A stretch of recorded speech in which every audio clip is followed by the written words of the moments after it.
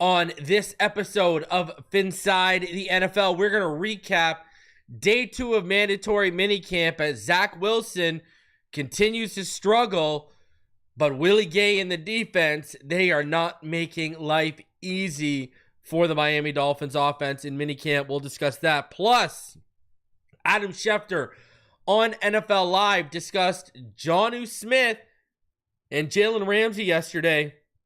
I've got the clip for you. You're going to want to keep locked into that because he says some very interesting things about Jonnu Smith. Plus, Jalen Ramsey to the Pittsburgh Steelers. We got a lot to talk about. Smash that like button. Subscribe if you are new. Let's get into this.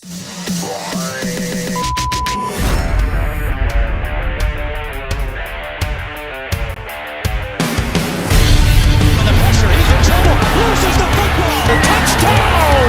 Got it! You have got to be kidding me. Jalen Waddle has a Dolphin touchdown.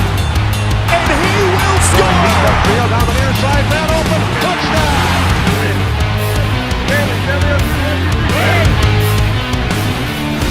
The run from Tua Tagovailoa. Touchdown! He's going deep. He's got it for the touchdown again. Tagovailoa trying to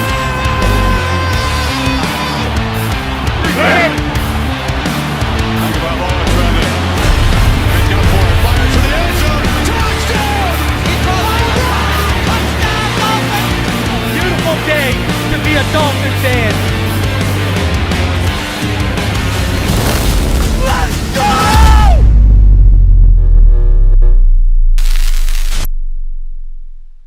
What is good, Fin Nation? What's good? It's your boy Reason. We are back here for another one as day 2 of Miami Dolphins minicamp is wrapped up and in the books, and we got y'all covered. We got y'all covered from the right goalpost to the left goalpost. Everything that went on today, don't worry, we got you. We'll go over all of the highlights and everything, and recap everything that happened today at minicamp. We're going to discuss Jonnu Smith and Jalen Ramsey a lot today in depth. Got some clips. Also, McDaniel, another interesting presser where he let the expletives fly again when he was discussing culture. So we are going to go over that and a whole lot more. But before we do, shout out to each and every one of you in the chat. It's been a while. You know what time it is? Let's do a roll call. So, Finn's Rule, Charles Hilton, Andrew Harris, Kurok, 1972, Omar Brown, 1999, Josh Hart, Blockbuster, Greg Sosa, Philip Morrow, Aladino Mass, Scorpion King, 271, Sam Peluso, Michael Lombardo, Lemony Crawdad. Who else we got in here? We got Dad Dean, Kevin Williams, Greg Sosa, Tori Dixon, James Steele, Jason Keck, Daniel Barry Sports Highlights, Chuck, Elvedin, who else we got? Joshua Murphy, Coke Master D, Kyle is in here, Jeffrey Ward, Patrick PL, shout out to you, sir.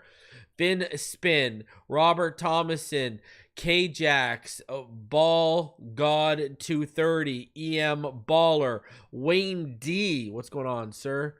And all of y'all in the chat. M Cord, hope y'all having a fantastic day and week thus far. All right, as we are officially at hump day, what's going on, Troy Hicks, Nick Queck? How is everyone doing? Shout out tonight. Wasn't Jonnu trade brought up too? We're going to talk about it, bro. That's going to be the first thing we're going to get into after I give some opening thoughts here. So, couple things I want to talk about. Number one, today at mandatory minicamp,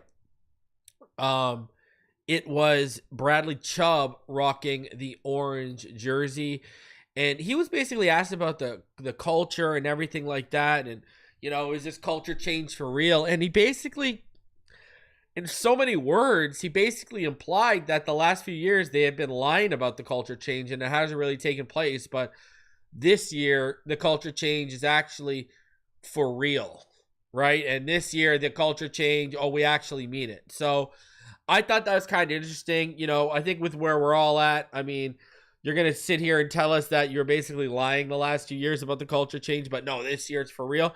Show us. Show us. And I agree with what Fin's said. It seems like McDaniel is getting a little bit more serious. He's a little more no nonsense, down to business, right? But as for what Bradley Chubb said, it's time to show and prove. All right, like I don't know what else it is to say here, right? It's time to show and prove. So yeah. Now with Tua. Very interesting. Warren Sharp blew X up a couple days ago. Look at what he said. And this is based on EPA per attempt. Okay? So this is based on EPA per attempt or per drop back, all right? The best quarterbacks when losing in the second half based on EPA per attempt, Tua Tagovailoa is 7th in the NFL. Yet another stat Tua lands in the top 10 at, just based on EPA per attempt in the second half. Josh Allen 1, Penix 2, Love 3, Goff 4, Burrow 5, Lamar 6, Tua 7, ahead of Stafford, Daniels, Baker, Justin Herbert, Patrick Mahomes, Trevor Lawrence, and this was last year, obviously, 2024. Look at Tyler Huntley, he was 25th. So, Bo Nix, 26th. But there you go. Jalen Hurts won the Super Bowl, 20th. All right. And what's crazy is, a lot of discussion has been about how Tua's been, against pressure and when it matters and everything like that. Look at this. And this is sourced from fantasypoints.com. When you look at a quarterback versus pressure chart, specifically Tua Tagovailoa, all right, when you look at his completion percentage over expected, right? So he's 4th out of 42 quarterbacks. When you look at his catchable ball percentage, a 74% catchable ball percentage. 1st in the NFL. So whenever anyone tries to argue his accuracy, there you go. Off-target percentage, 1st in the NFL, only 14%.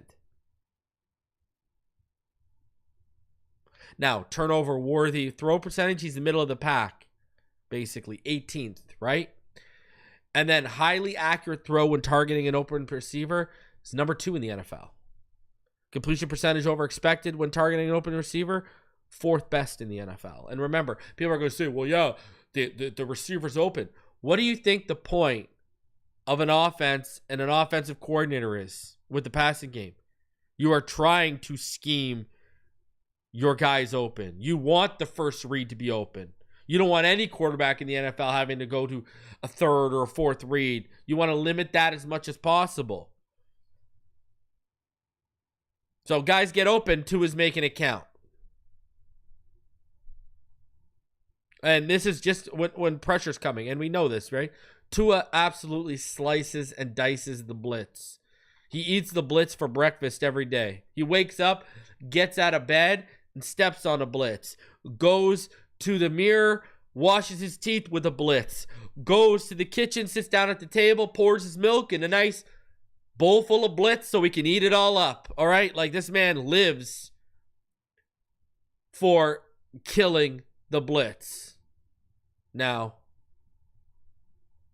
got to stay healthy to kill it as consistently and as much as we need you to kill it as possible. So, again, love the numbers, love the analytics, love the stats. They back up the film and everything we've been saying here. But at the end of the day, there is a lack of film and there is a lack of statistics due to time missed. And that's got to change right away. Fact of the matter. We talked about this. Look at how good Teddy Bridgewater was in New Orleans behind Drew Brees. Comes here, nothing. Jacoby Brissett ended up making stuff work in other places since he left Miami, but looked terrible here, right? We're seeing struggles with the backup quarterbacks, a rookie and a guy in his 5th year, because of how complex and what this offense asks you to do and how to operate it as a quarterback. We're seeing struggles, right? So, yeah, Got to stay healthy. Point blank, period. That's it. It's crazy, Kel. It is. You're right. Teddy was a top backup, in New Orleans that year. He comes with us. He's no good. It's unbelievable. Unbelievable. All right. Without further ado, let's get into things here. We got a lot to talk about. All right. So let's deal with some of the news and rumors regarding Jonnu, regarding Jalen Ramsey. Let's start off with Adam Schefter's report from yesterday, all right, regarding Jonnu Smith and Jalen Ramsey on NFL Live. Here is the clip. On NFL Live, Mike McDaniel was asked if he feels like it's taken longer than expected to get a Jalen Ramsey trade done. Here's what he said. I don't give a about what I feel. I don't even really go down that road of how do I feel about it. My job is to react and control my controllables and make sure that people are moving in one direction appropriately. Business in off seasons allows you to speak to your team about how the focus of noise is a constant battle that if you're successful, you have to win. Even they cut him off. And said Hey, enough Adam, of this. what should we know about Ramsey and Jonnu Smith's absences today? Well, Jalen Ramsey is going to be traded at some point in time. He already has said his goodbye to the organization. And Jonnu Smith also is not at mandatory minicamp. The team has given him permission and excused him from attending so that it can go ahead and look for a trade partner. So we do believe that Jonnu wants a new contract, will be traded. There are two major question marks surrounding two players who were vital to this team last season. It does. So there you go. He's been excused and given permission to seek a trade. Jonnu Smith, that's why he's not at camp right now. It's not that he's he is holding out for a new deal, but it's deeper than that. It sounds like, from what Schefter's reporting, the team is basically at a point where they're like, they've given him permission to seek a trade, and that's that. So Jalen Ramsey, he said he's going to be traded at any point. It's coming. Now, as for Jonnu Smith, he's been excused and basically given permission as both parties seek a trade. So we could basically have an update any day now on Jonnu Smith. A lot of us who are holding out the hope that they're going to, work out some kind of deal, it doesn't look like it is trending that way at all. And that's not great. Either he's asking for too much money, or at the end of the day, they are just being stubborn about it, right? At the end of the day, they're just like, eh. So, I don't know.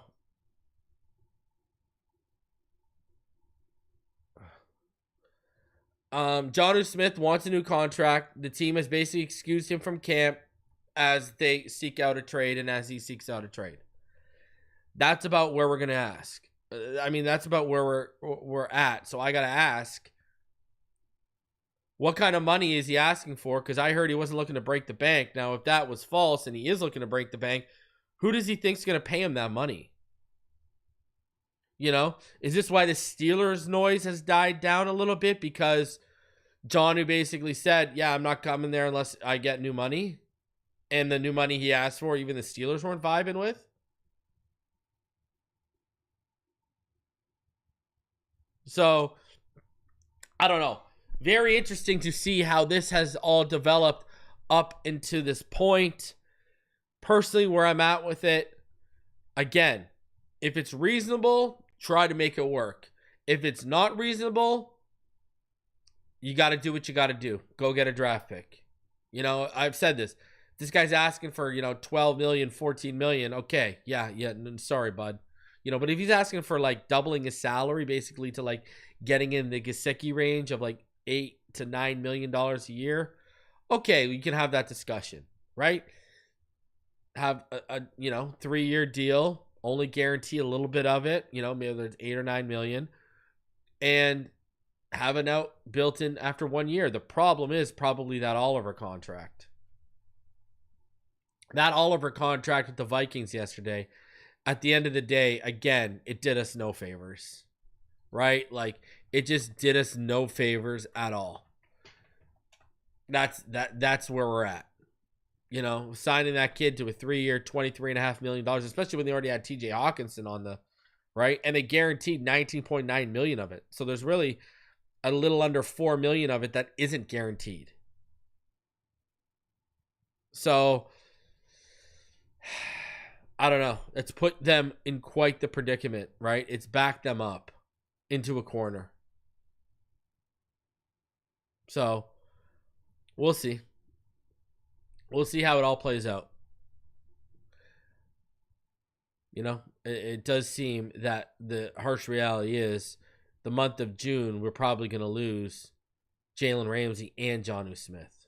So I know Tanner Conner was wearing the orange jersey yesterday. Here's hoping he continues to look good and Rucci steps up and Jalen Conner steps up and somehow Julian Hill finds another level to his game. Now with Jalen Ramsey, shout out to Slick Rick.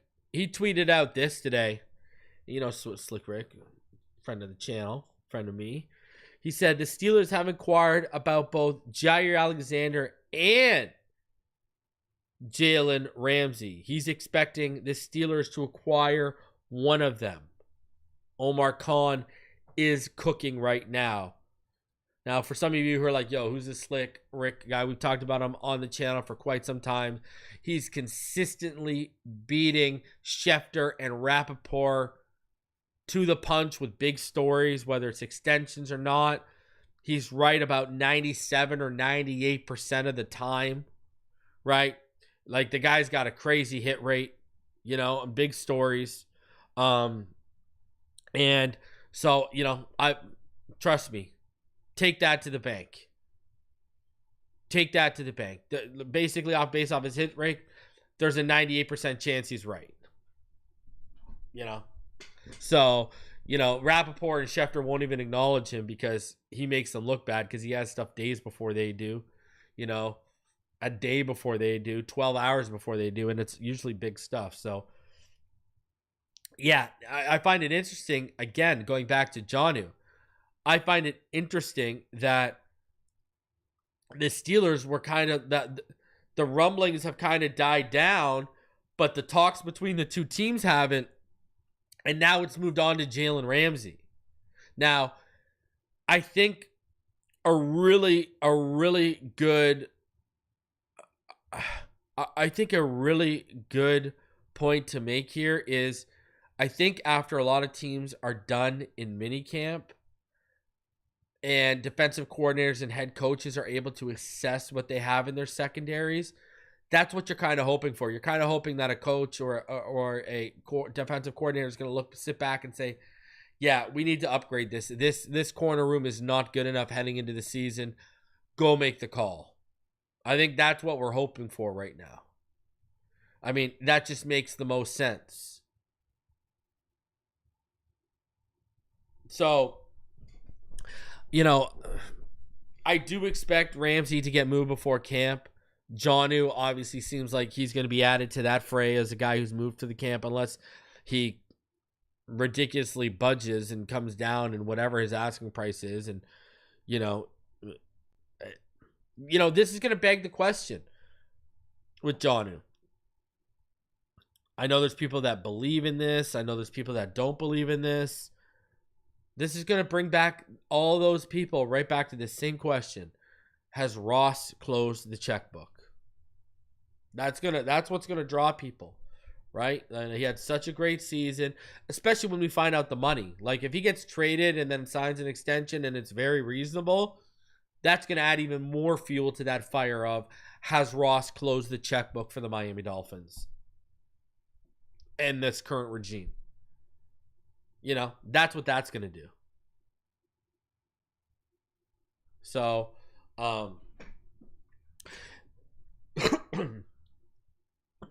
we'll see how it plays out. I know, hopefully we get some resolutions coming here, especially on the Ramsey thing. Now, I hope it's a more positive resolution in our way for, keeping the relationship maintained between Jonnu and the Dolphins. But it just doesn't look good right now. Just doesn't look good right now.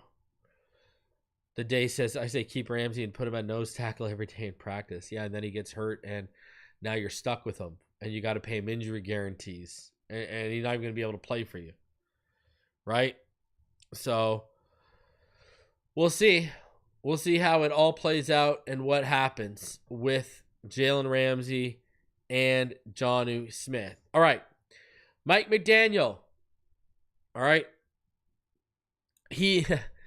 Shout out to James Steele. I love it. I love it, brother. I appreciate the love, buddy. All right. He says 97%. Those are recent draft numbers. You know what it is. The most accurate YouTuber in the Dolphins community when it comes to the draft, and maybe arguably the most accurate when it comes to the draft in the Dolphins community with a platform. So love it, man. All right. Now, Mike McDaniel. He had another presser, and he let the expletives fly when he talked about the culture. But he said a few other interesting things, all right? I've trimmed down some highlights, so it's about 8 minutes worth of highlights. Yes, I apologize. You got to sit through 8 minutes of Mike McDaniels. But here we go. And I don't mean that from a, negative standpoint. I mean that from a standpoint of the drawn-out long answers, right? So here we go. This is what some of the key things McDaniel said today. There's no pads on, so Kenneth it's kind of Grant. difficult for us to tell. But Yes. Kenneth Grant, how has he developed over these past few weeks, OTAs and minicamp? What's impressed you? What kind of things does he need to work on? Just any thoughts on him? First and foremost, out the gate, it was early on. I could tell he had the respect and regard of his of veteran teammates by the little things that he does, understanding the importance of his role on the team. He came in with a veteran-like understanding of needing to be 100% on what he's asked to do, his technique and fundamentals, and he works endlessly. So you're hitting a home run with the team when a first-round draft pick comes in with that mindset. So we can work with that, and veterans know you can count on that. There's been ebbs and flows like for every rookie, but what I've seen from him, I've seen early down production where he wins based on technique and fundamentals early in the snap, and I've seen late down wins where he's straining and utilizing grit and finish to make plays as well. He's I'm going to talk about this. Got a lot of work to do. Every day's important. However, super happy that he's on our team and not somebody else's. And I know a lot of players that share the locker room with him would agree with that too. I know I'm the only one obsessed with this. I know everybody knows what's coming. Tyreek is supposed to be running. He told us he was going to be running a race Friday in LA in preparation for his Noah Lyles race. Is he going to do that? Do you know? What? Okay, my stipulations. All right, so he's going to run. I do. When is it, you said? Friday. This Friday. Well, on Thursday, he's going to be practicing football drills. And today, he's practicing football drills. I know for a fact he is training for football. If he wants to run in a straight line against someone and utilize football training, sweet. I know for a fact he's not training for track. Sounds fed up, doesn't he? Good luck. Don't know who he's racing. Sounds fed up, don't he? And whether he wins or lose, I won't care. But the good news is we're locked in Dolphins football, and no one's told me about the race, which means their focus is where it should be, which is on today's practice. There's a lot of players who are saying, talking about the culture change, the culture shift that they're seeing, And you mentioned that it's not just from the players, but it's also from the coaches. What exactly did you and your staff want to get across to the players about the culture being changed or things that needed to be shifted? Well, I think first and foremost, things that we collectively established as non-negotiables to improve from one season to another, we attacked. And I think communicating that in a fashion that's very direct, it wasn't a surprise to me that this is a question of this press conference, or it's been talked about this offseason, considering that, I did have a team meeting that was very pointed at the subject, right before guys had media. And the point is you can't run away from things that need to be fixed. Let's identify them, and collectively, either we're going to not be in the gray. If it's going to be a player responsibility, we need to be adept at communicating exactly what that looks like, and being accountable on the communication part, and then holding players accountable and identifying what that looks like from a player perspective. Ultimately, cultures are people, a collection of people, and each person has a role in the culture. So having the right mindset with the right people, and doing that from not a place of hope, but a place of evaluation. With a lot of these players, we have all the information on, considering we've lived with them for years. That collectively, you can decide as a team, what do you want, and then follow through. So I think, for me, I think myself and probably a lot of people on the team were more interested in doing rather than saying. So this offseason has been about being very, very pointed at exactly what we're looking for, and making sure we know on the front end who we can count on and who we can't. And I think players and coaches alike that have, bought in and really, really put forth their energy and everything they have from a professional standpoint into the program, that it was kind of music to people's could have ended this ears, so to speak, on making sure we know on the front end of who we can count on and who we can't. But he keeps talking. The listener thought it was music because those people were as motivated as the coaches to get things the way that they need to be for us to be a winning football team. And I shared that to share this. I have a follow-up on that. Can you share some of those non-negotiables? I think some of the non-negotiables. This is where he's going to swear. Were the football program has to focus on football. For that to happen, there's a lot of things that can't dominate people's time, which is like racing. First and foremost, being on time, being accountable to each other, and staying to the rules, and not or feeling very open as a team that, hey, it's okay to call someone out when they deserve to be called out, and for those people it's okay to be called out as long as you change your behavior.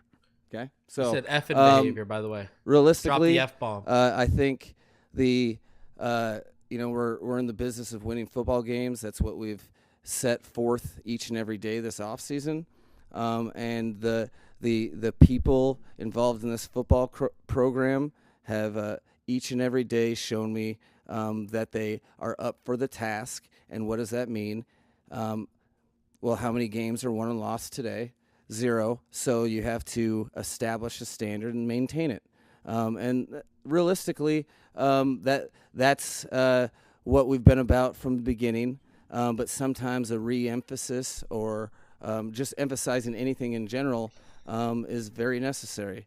I think from a team perspective, this offseason has been healthy because we've established the way we want to do business, and then guys have either followed through or been held accountable in the process. And all of those things are things that we've established collectively as a team that we need to do to win football games, and done a good job of eliminating all other things that don't have to do with that out of the equation. And that's a monumental part that is a daily focus. Noise out the door, in the door, focus and deliberate, intentional practice at the things that we have to be elite at on game day if we want to win football games. Okay, so I find it very interesting thing. We're going to talk about a few things he said here. Number one, let's just talk about what he just said about the non-negotiables. When he talked about, hey, it's okay to call someone out when they deserve to be called out. And for those people, it's okay to be called out as long as you change your effing behavior. What did I say? What did I say that I heard was one of the issues between McDaniel and Ramsey? I think this is him calling out Ramsey. I told all y'all, this is what he had. He had a group of players, okay, that he would dictate to their units what he wants to see to them. So like Robert Hunt was one of the guys that led the offensive line unit when he was here. Jalen Ramsey basically became the de facto defensive leader. So basically what happened last year, this is where it started to go south with him and Ramsey. He started calling out Jalen, and I've told you all this. He started calling out Jalen Ramsey in team meetings in front of the whole team. And Jalen Ramsey basically took out as like, yo, bro, I've been a good soldier. I've done everything. I've been the leader you've asked me, wanted to be when you've talked to me and told me to dictate to our defense. I've been that guy. Now you're going to try and make an example out of me. And McDaniel was coming from the place of, I'm trying to show the team that if I'll make an example out of you, I'll make an example out of anyone, a la the Belichick Brady type of thing, right? And now I find it interesting that he's swearing, and he's specifically talking about calling out players, and they better be okay with being held accountable. And I think that's what he's talking about. I mean, he keeps talking about players being late, right? Tyreek is one of the guys who was not only late, he was remember, he missed a practice leading up to that Jets game where we needed to win to go work at his shop, right? To go man the cash at his Soul Runner shop instead of being at practice. So, yeah, I find it very, very interesting that he dropped that. Now, in regards to a couple of the other things he said, all right? Kenneth Grant, I'm telling you, this kid's going to be a beast. This kid's going to be unbelievable. I'm telling you right now, get ready for it. Get ready for it. You guys are going to, all of you who are in love with Christian Wilkins, you're going to be even, I've been saying this since we drafted him, you're going to be even more in love with Kenneth Grant. The Kenneth Grant train ran through Phinside The NFL. It started here on this channel between me and Neil. So, y'all are going to love this kid. All of you who loved Wilkins, you guys are going to be in love with Kenneth Grant. All right? That's all I got to say about that. Now, the racing thing. If you listen to what he's talking about with the racing thing and Tyreek, he kind of sounds over the situation. He kind of, like, you listen to him, it kind of like, oh, here we go. Like, he basically was turning it into, no, the focus needs to be on football, not this. If he wants to go utilize some of his football training, knock yourself out running in a straight line. But then he even said he didn't even know that he was racing this Friday to prepare for the Noah Lyles thing. And this goes back to Tyreek's poor communication, right? Tyreek, last year, right? If you remember when Raheem Mostert was on the pivot, okay? That was actually supposed to be Tyreek. Tyreek set up with the pivot to come to the Miami Dolphins facility and set up in the media room to the point the Miami Dolphins had no idea. One of the people from the Miami Dolphins media team walked in and saw the pivot setting up and said, what are you guys doing here? What's going on? And they said, yeah, we're here to interview Tyreek. He didn't tell you? And they said, no. They said, Tyreek's not even in the building. He left. They got Tyreek on the phone, and they said, Tyreek, you set up something up at the pivot here? They were all set up. They want to interview you. They're ready to go. You know what he said? Well, I'm gone. I'm not at the facility anymore. And they said, well, you got to come back. He said, no, man, I can't come back. So the media team actually had to go in the locker room, Find someone who's willing to step up and do the interview, because the pivot had just set up, and Raheem Moser was the one who put his hand up. So again, now the team doesn't know that he's racing on Friday to prepare. Bro, what if you pull a hammy? What if you pull a quad? What if you tear something, God forbid? Like, this is crazy. And they don't even know that it's going down? What, yet Tyreek's telling the media before he tells the team? I'm telling you, there's a precedent. That's why I brought up the pivot story. There's a precedent with Tyreek Hill and not communicating and just doing whatever he wants. And it looks like just after saying he don't care about how much yards he makes, he's trying to win a playoff game, right back to just, let's do whatever I want. All the attention, me. Crazy. And this isn't even the Noah Lyles race. He's racing on Friday to prepare for the Noah Lyles race. You know, nuts. I thought that was crazy. And you could hear in McDaniel's voice, he sounds frustrated and over it. He really does.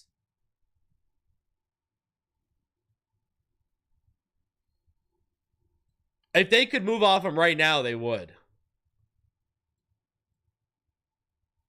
So, all right, let's get into day 2 of minicamp. All right, so let's get into Travis Wingfield and his notes and takeaways and observations from today's camp session. All right. So, this is what he said. He said, day 2 of Miami Dolphins minicamp is in the books. Willie Gay was Travis's standout performer today. What was already a good day with tight coverage, effective rushes, and run defense was capped off with another pick 6 off Zach Wilson.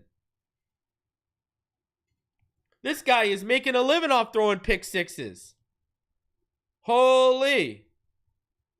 Another pick 6 from Zach Wilson. The struggles continue for Zach Wilson. Travis says it was a good day for the linebackers. In general, Jordan Brooks stayed in phase. Love to see it. With Tanner Connor on a coverage rep 30 yards down the field. And brought the usual juice anticipation to the run D. KJ Britt had a nice diagnosis and go tackle for a loss at 1 point. So positive stuff right there from the linebacker core. Storm Duck had a pass breakup on a ball from Tua to Waddle. He's been around the ball all spring. So has Isaiah Johnson. He almost got another diving pick today. And by iffy, he means Ifiatu Melifanu, did snag a pick off of a high throw from Tua.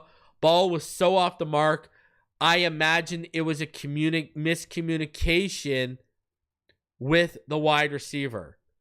So right there, he's saying it clearly looked like it was a miscommunication between the two. And that's where we're at with it, right? So, now, he says Waddle continues to catch a million passes from Tua, and Achane continues to make plays from all over the offensive formation. He thought the O-line kind of got what they wanted early. Achane had a big run off the right side, and Jalen Wright might have had a long touchdown in live football. He got a good lane from Paul and Jonah, and hit a wicked cutback to find that lane. BJ Adams had his daily physical dominant rep where he shuts a route down early. Artie Burns had a good day in coverage after a strong reroute. Tyreek ran routes and caught passes with a helmet on throughout the practice. So, interesting thing here too as well. Okay, Willie Gay, balling out. Having a good camp. I've said this. I think he's going to lock in the 3rd spot behind Dodson and, of course, Jordan Brooks. I think Willie Gay is going to lock it in. I've said this. Look at this consistency, huh? Names consistently popping up. Jalen Wright. Jalen Wright continues to consistently pop up. I've told all y'all, everyone was disrespectful before the draft and forgetting what this kid's capable of, man, and how he's built. I'm telling you, get ready for a good year from Jalen Wright as a 1-2 combo with Devon Achane. Love it. And yeah, there's no pads, but that should worry you even more about Zach Wilson's struggles. Quarterback's a position where the pads don't matter as much, right? Like in terms of your own play. You know? In fact, it's easier. Throwing a deep out route's easier without pads than it is. So, that's what's worrying me too. Now, again, we're in June. I said this yesterday, and I'll say it again. Am I opening up the window? Am I jumping out it on Zach Wilson? No. But at the same time, I keep going over this because I'm not shocked. I'm not surprised. For what's asked for a quarterback to do in this offense, none of those things are strong suits, right? When you're talking about anticipatory throws, timing throws, accuracy, and elite, and high-end ball placement. None of those things are strengths to Zach Wilson's game. This is why I've said Quinn Ewers, I trust him more because those are strengths to his game. And actually, McDaniel, today, he was asked about Quinn Ewers. And one of the things McDaniel said about Quinn Ewers is exactly what I've been telling you guys, right? He said, quarterbacks we asked to throw the ball a little earlier than they're used to, play with a little bit more anticipation. So that plays right into Quinn's game, end quote. That's exactly what he said. It's what I've been telling you is what he said. That what we ask a quarterback to do in this offense plays into Quinn Ewers more than it does into Zach Wilson's strengths. He said it right in his presser today. You can go watch when he's asked about Chris Perkins asked him about Quinn Ewers. You can go watch it yourself. He literally told you guys exactly what I've been telling you. So we'll see how it plays out. But yeah, and I have a feeling, you're going to get flashes. You are going to get flashes in the preseason from Zach Wilson. But I warn you now in June, who is on the other side that he's flashing against? If he's flashing against third and fourth stringers and guys who are going to be stocking the shelves in a week at Walmart because they get cut, dude, you've been in the league for since 2021. You better be ripping them to shreds. You better be slicing and dicing third and fourth stringers if you've been in the league since 2021. Because if you haven't, with all that arm talent you have and that athleticism you have, we got a serious problem right now. So all I'm sitting here saying is it's June. Prepare yourself for some flashes in the preseason, but be very observant of who and what players he's flashing against. That's all I'm going to say. All right? And I'm going to tell you this much. I'm going to tell you this. If he continues to struggle and it's just not looking like he's a fit, brother, give the reps to Ewers. They're more valuable to Ewers. He's not tainted. He's not ruined by his time in the NFL so far in terms of fundamentals and mechanics being rebuilt, being through different offensive systems and under different coordinators who teach different things different ways. You got to look at Zach Wilson is kind of already, a piece of clay that's been molded in the wrong way, and you got to remold it into what you want and what you're going to ask for a quarterback to do at the position.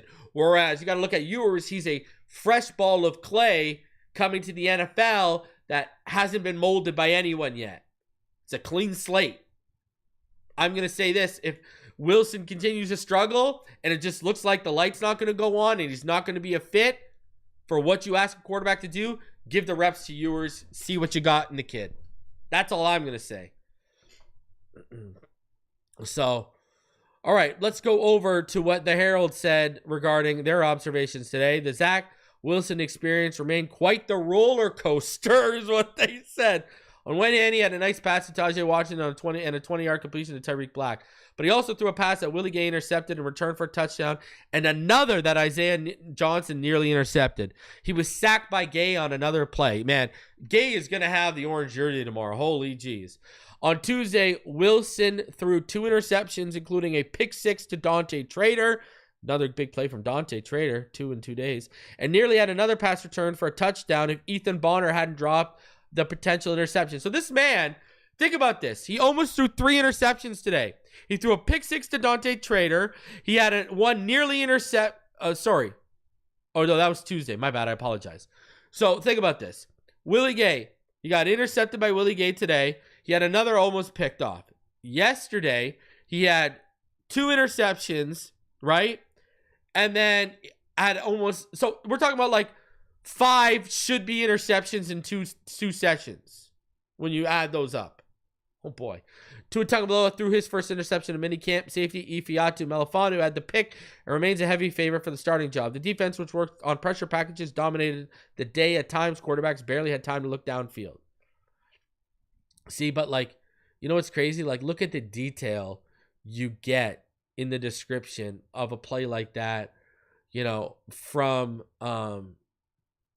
Travis Wingfield to this, right? Like, look at what Travis says. Ball was so off the mark, I imagine it was a miscommunication with the wide receiver.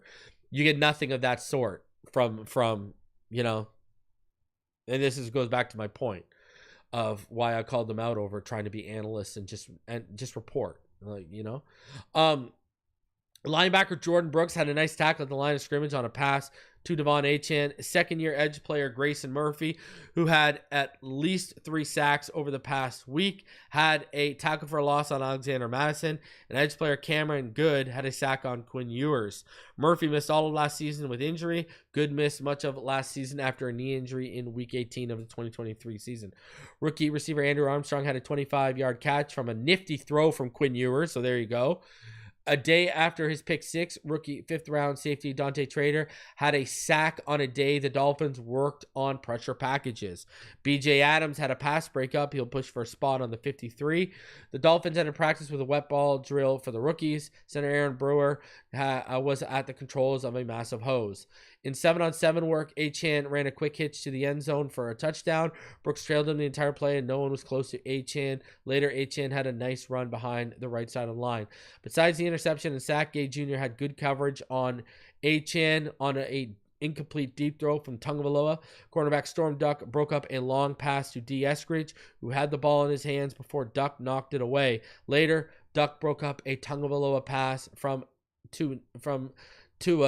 Nick Westbrook-Ikine. Matt Dickerson beat left tackle Patrick Paul for a would-be sack. What's more, Paul likely would have been flagged for holding if this was a real game. Linebacker Quentin Bell had a tackle for a loss on a running play. He's made several flashes during the offseason program. Linebacker Bradley Chubb wore the orange jersey, which is bestowed in the previous days. Standout practice player, right tackle Austin Jackson, who's been cleared after November knee surgery, didn't practice Wednesday and participated sparingly in Tuesday session. The Dolphins are being cautious with him. He's good to go for the regular season. Receiver Tyreek Hill, working his way back from 2 wrist procedures, was catching passes on the side and participating in team drills. His agent Drew Rosenhaus has said he will be ready for training camp and the regular season. Guard James Daniels, who did some individual work on Tuesday, didn't work on the field at all on Wednesday. He's been working his way back from the Week 4 Achilles. His agency has said he's expected to be ready for the start of the season. And Tyrell Dodson and tight end Tanner Connor nearly got into a shoving match. So, I mean, man, Willie Gay is just all over the field right now. Well, I mean, fantastic. And then a couple other takeaways. Isaiah Johnson continues to do good things, right, in a wide open cornerback room. BJ Adams showing up is, in the reports is fantastic news. That's a guy who I've said I thought was going to make the team. I know they're really high on. Nice seeing Storm Duck make some plays, on, a guy battling for your number 3 receiver in Nick Westbrook-Ikine, and then a guy battling for the 4th to the 7th spot in D. Eskridge, who's been around. Obviously, not a huge fan of Patrick Paul getting taken to the woodshed by Matt Dickerson. So, and especially what stands out the most I don't like about that is the holding. Because if you go back and watch Patrick Paul's tape, what was his problem in college? He was getting away with a lot of stuff, specifically holds that were going to be called at the next level if he kept it up. So that's something I don't like to hear. Moving on to the Sun Sentinel and their observations from today. The defense mixed in some pressure packages on day 2 of minicamp, and the offensive line held up fairly well early. But then Willie Gay Jr. broke through for a practice sack. The very next play, late in practice, Gay intercepted backup quarterback Zach Wilson Jr. After that, safety Dante Trader Jr. blitzed for a sack, and that was followed by outside linebacker coming off the edge for another sack. Tua Tagovailoa made a great deep pass down the sideline to D. Eskridge that he couldn't haul in over Storm Duck and safety Ifeatu Melifonwu. And so the throw was good. It sounds like it was more on D. Eskridge. In 7-on-7, Tagovailoa made multiple connections with Waddle, both on and out and underneath over the middle. Tagovailoa just missed running back Devon Achane long down the sideline as he was blanketed by Gay. Melifonwu intercepted a Tagovailoa pass that sailed over an intended receiver, Nick Westbrook-Ikine. It's unclear if Westbrook ran the wrong route or if Tua overthrew his target, but Melifonwu has now made multiple interceptions playing center field between OTAs and minicamp. Love it. Stay healthy, baby. Wilson had a number of downfield completions, including one to big undrafted receiver Theo Weiss. He found Tariq Black downfield over the middle in front of the safeties for a big gain in connection. Wilson hit tight end Jalen Connors short middle underneath Eric Izakama and later found Tajay Washington on a diving short catch. Wilson and Washington connected again on a crossing route in 7-on-7s. That was a big gain. And then a deep ball tipped by Trader ended up in the hands of Washington. Bradley Chubb earned the orange jersey as the player highlighted for his practice performance. Right tackle Austin Jackson was present Wednesday but watching on the side of offensive line drills. He had a truncated practice on Tuesday. James Daniels did individual work for the second consecutive minicamp practice coming off of last year's torn Achilles. He seems to be moving fairly comfortably for his first few practice reps off a serious injury. After mostly going through the offseason avoiding catching balls with his surgically repaired right wrist, Tyreek Hill again was catching football running routes on air early in drills. Jonnu Smith and Jalen Ramsey were not present for minicamp, so we know why. Quinn Ewers and undrafted wide receiver Andrew Armstrong, he had him open deep but overthrew him in 7-on-7. Later, the two did connect downfield to redeem themselves. Undrafted rookie A.J. Henning rebounded from a rough Tuesday practice with an impressive shoestring catch on a pass thrown by Ewers. Jordan Brooks and Quinton Bell had tackles for a loss against the run, although defenders were not tackling to the ground. Bell had an exceptional sprint to the outside for a stop on a wide rushing play. KJ Britt had a would-be tackle for a loss against Alexander Madison. Dickerson beat Patrick Paul on a team rep where Paul held him.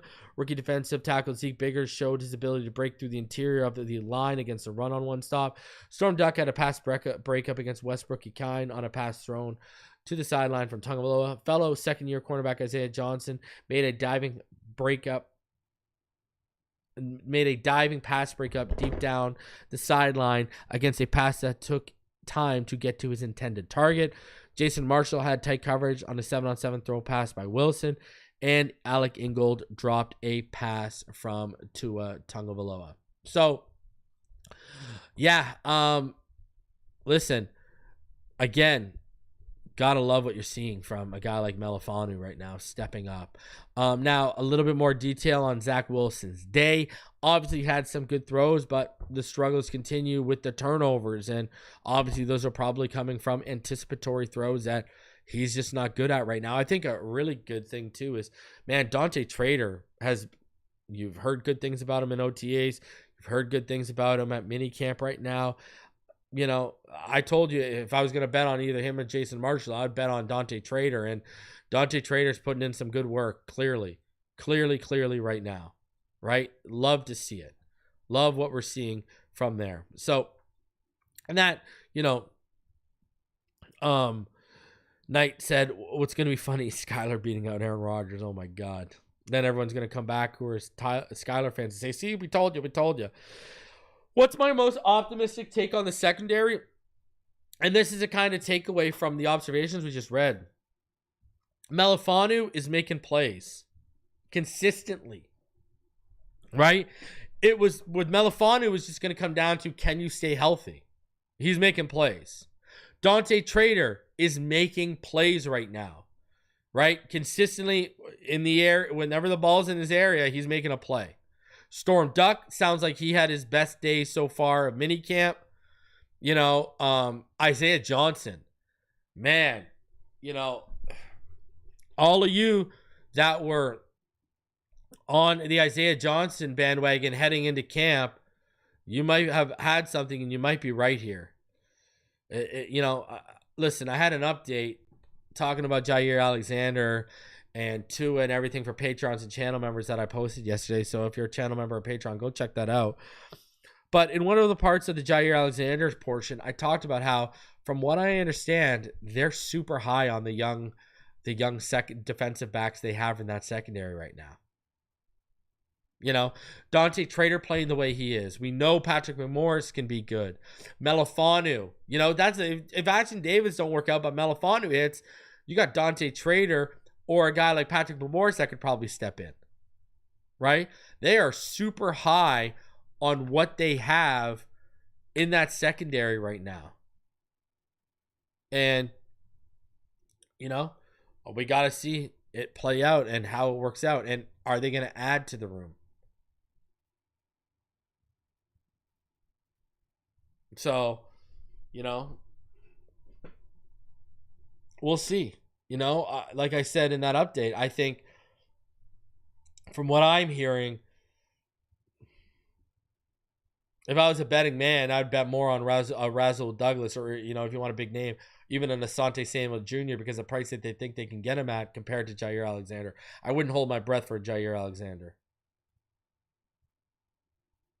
That's just me being honest with you guys. Wouldn't hold my breath in the slightest.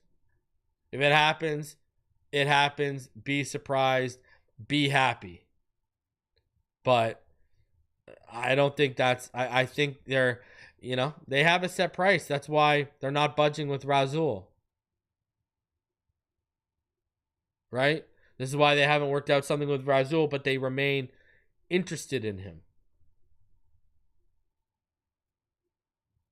They have a set price in mind. So, it's just going to be another one of those things where we have to see how everything goes. And again, we've got a lot of the offseason ahead of us. We haven't even put on pads yet. We're going to start getting a lot more answers when the pads come on, but the real answers are going to start coming our way in September. For sure. So, guys, over 400 of you in the room. Do me the favor, smash the like button. Subscribe if you are new. Appreciate each and every one of you that have come through. Tomorrow, here's the deal. I'm either going to be live with Neil or I'll be live by myself. I haven't checked in with Neil to see what up, but either way, day 3 of Mandatory Minicamp is going down. So we'll have a full recap for you and everything else following the Dolphins as we continue to monitor. Obviously everyone wants to know what's going on with Jonnu and Jalen and Jalen Ramsey, and hopefully we get an answer sooner than later. Especially I know some people want Jonnu to be worked out. I think we're all pretty much over the Jalen Ramsey thing, and we just want an answer to come our way. So, and with Jonas Savaianaya, just a quick update. I checked into it. Over 30 second-round picks have still not signed yet. I told y'all, I warned y'all when Higgins got that money and then Schlesinger followed up. It's coming. Here it's coming. The days of fully guaranteed rookie deals, they are coming upon us. So we'll see how it impacts the CBA coming up in 2031, but I really think it's all tied back to the nil money. These kids, to go in the second or third round, are leaving a lot of money on the table at their respective colleges. They're trying to recoup some of those losses. So smash that like button. Subscribe if you are new. Again, I appreciate each and every one of you coming through. I'll see you on the next one. Until then, you know what time it is. Fins up all day, every day. Have a fantastic rest of your evening, everyone.